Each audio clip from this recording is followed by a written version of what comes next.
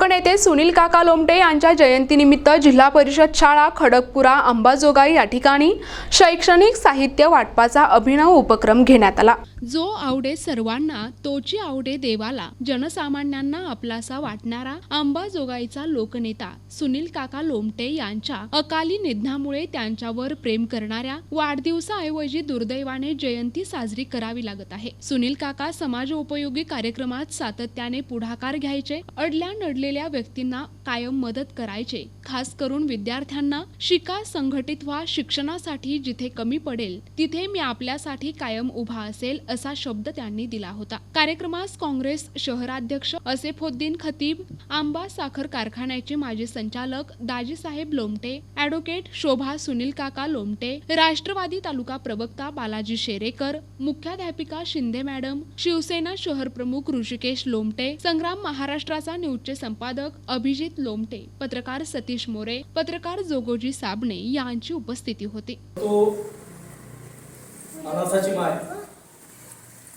ज्येष्ठ समाजसेविका सिद्धूताई सपकाळ नेहमी असं म्हणतात की या ठिकाणी माणसाची किंमत हा माणूस गेल्याच्या नंतर कळते आणि मुख्यत्वे करून आपल्या या महाराष्ट्राचं हे दुर्दैव आहे की या ठिकाणी प्रत्येकालाच हयात असताना आपण खूप मोठ्या प्रमाणामध्ये त्रास देतो, हालाकष्ट सहन करायला लागतो, परंतु तो माणूस गेल्याच्या नंतर त्याची महती काय हे आपल्याला सांगायला दिवस पुरत नाही।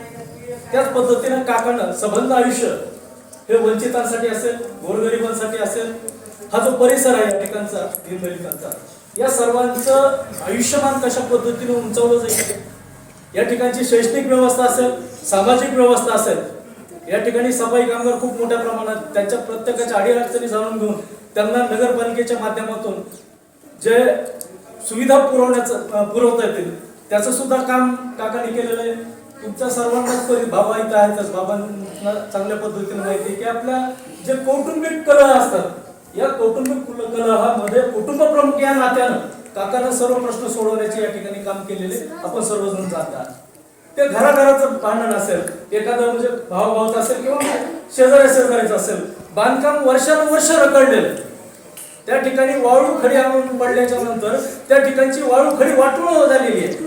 तर हे काम काकांच्या फक्त एका शब्दावर त्या ठिकाणी ते काम अतिशय चांगल्या पद्धतीने बांधून काका गेल्याच्या नंतर अक्षरशः धाय मोकळून रडणारा जो समाज होता, धाय मोकळून रडणारे जे कार्यकर्ते होते ते हे कार्यकर्ते होते की काकांच्यामुळे माझा संसार वाचला, काकांच्यामुळे माझ्या मुलीचं नांदणं वाचलंय, काकांच्यामुळे माझं जीवन वाचलंय। अशा पद्धतीनं आरोग्य असेल, सामाजिक सहकार्य असेल, शिक्षण असेल, शिक्षणाच्या बाबतीत मध्ये सुद्धा योगेश्वरी कॉलेज असेल, SRK कॉलेज असेल, यशवंतराव चव्हाण महाविद्यालय असेल किंवा इंजिनिअरिंग कॉलेज असेल, या ठिकाणच्या विद्यार्थ्यांनी काका गेल्याच्या नंतर काकाने आमच्यासाठी काय केलंय हे अतिशय प्रामाणिकपणे आणि अतिशय धाय मोकळून त्या ठिकाणी रडून त्या गोष्टी सांगितलेल्या आहेत। परंतु हे सगळं पाहत असताना माझ्यासारख्या सामाजिक कार्यकर्त्याला त्यावेळेस जाणून की अरे हा माणूस एवढा मोठा असताना आपल्याला का समजला नाही। तर त्यावेळेस पुन्हा पुन्हा आमच्या मनामध्ये येतंय की खरंच या ठिकाणी मोठं होण्यासाठी मरावंच लागणार आहे का। तर या ठिकाणी आपल्याला काकांच्या नावानं, शोभा काकींना सुद्धा मी म्हणलं की काकांच्या नावाने एखादं प्रतिष्ठान चालू करून काकांचे जे राहिलेले स्वप्न आहेत ते साकार करण्यासाठी आम्ही सदैव तुमच्या पाठीशी आहोत। स्वर्गीय सुनील काका लोमटे यांचा 14 जानेवारीला वाढदिवस असतो। त्यांच्या दर वाढदिवसाला ते कुठेतरी बाहेरगावी निघून जायचे, त्यांना वाढदिवस हा साजरा करावा असा नको वाटायचा। त्याचं कारण काय ते त्यांनाच माहिती। बरेच लोक यायचे, भेटायचे, केक कापायचे, हार, ते त्यांना वाटायचं हार तुऱ्यावर, केकवर हा खर्च कशाला, आणि लोंढेच्या लोंढे घराकडे यायचे, त्याच्यामुळे ते सकाळी जे बाहेरगावी निघून जायचे ते संध्याकाळी वाढदिवस संपल्यानंतरच 1-2ला परत यायचे। त्यांची कायम त्यांची एक म्हणजे सवय म्हणा किंवा इच्छा म्हणा, त्यांचं ते आत्मसातच गुण होता की आपल्या हातानं फुल नाही, फुलाची पाकळी समोरच्याला कशी मदत होईल, समोरच्या व्यक्तीला संतुष्ट करूनच ते सोडत होते। त्याला मानसिक आधार देणं, आर्थिक आधार देणं, तसेच त्याला एखादा रुग्ण असला तर त्याला दवाखान्यापर्यंत नेऊन सोडणं, त्याची पूर्ण तपासणी होऊस तर तिथं थांबणं, म्हणजे त्यांचं पूर्ण जे जीवन होतं ते म्हणजे जनमानसात गेलेलं एकदम त्यांचं लहान लेकरं आले की त्यांच्यासारखंच बोलायचं, त्यांच्यासारखंच वागायचं. मोठे माणसं आले की त्यांच्यासारखंच बोलायचं, त्यांच्यासारखं वागायचं. म्हातारे माणसं आले की त्यांच्यासारखं बोलणे, त्यांच्यासारखं वागणे. म्हणजे एक सर्व गुण संपन्न आमच्या घरातील एक आमचे हे आदरणीय स्वर्गीय सुनील काका लोमटे हे असे सर्व गुण संपन्न चुलते होते. म्हणजे चाचा नेहरूसारखंच काकांचं पण होतं. पंडित जवाहरलाल नेहरूंना खूप मुलं आवडायचे, तसे सुनील काकांना पण खूप मुलं आवडायचे. ते काय म्हणायचे, मुलं देवाघरचे फुलं. म्हणजे एवढं त्यांना आवडायचं. मुलं कुणी दिसले की त्यांना ते म्हणजे स्वतःला विसरून द्यायचे आणि मुलामध्ये रमायचे. अगदी ते बाळा असल्यासारखंच त्यांच्यासोबत रमून, त्यांच्यासोबत खेळून, मोठ्याने हसणं, त्यांच्यासोबत बोलणं, असं त्यांचं सदैव त्यांचं ते हे असायचं. काय दैनंदिनच्या ह्याच्यामध्ये ते लेकरासारखं पण अर्ध जीवन जगायचे. त्यांना पण मुलं शिकावे असं खूप वाटायचं की लहान लेकरांनी शिक्षण घ्यावं, मोठं व्हावं, आपलं आरोग्य सांभाळावं, असं त्यांना सतत वाटायचं. तुम्हाला पण तसं वाटतंय ना, आपण शिकावं म्हणून मोठ्याने म्हणलं पाहिजे तुम्ही सगळ्यांनी. शाळेत आल्यानंतर किती छान असते वेळावर. प्रत्येकाचा हा दिवस साजरा करायचा म्हणल्यावर आपल्याला एक वही मिळते, पेन मिळते.